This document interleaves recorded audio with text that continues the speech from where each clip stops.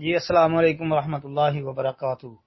جی محترم بھائی نے یہ لکھا، جی دوسرا سوال ہے کہ طبرانی اوسط میں حدیث نمبر 6846 پر کہ رسول اللہ صلی اللہ علیہ وسلم نے فرمایا کہ جو یہ کہے کہ میں عالم ہوں وہ جاہل ہے۔ کہتے ہیں جی کیا یہ حدیث صحیح ہے؟ نہیں بھائی، یہ حدیث ثابت نہیں ہے۔ اس کی سند میں لیث بن ابی سلیم وہ ضعیف الحدیث ہے جی، اور لیث بن ابی سلیم ضعیف بھی ہے، مدلس بھی ہے۔ اس کے لیے آپ جو ہے وہ حافظ ابن حجر اسقلانی رحمۃ اللہ علیہ کی التلخیص الحبیر وہ دیکھ لیں۔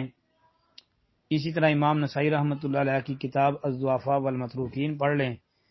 اور دیگر اہل علم نے تو یہ کہا ہے کہ یہ جمہور محدثین کے نزدیک ضعیف الحدیث ہے، بلکہ امام نبوی رحمۃ اللہ علیہ نے اس کے بارے میں کہا ہے کہ اس کی حدیث بالاتفاق ضعیف ہے، تو لہذا یہ تو بھائی روایت ثابت نہیں ہے جی۔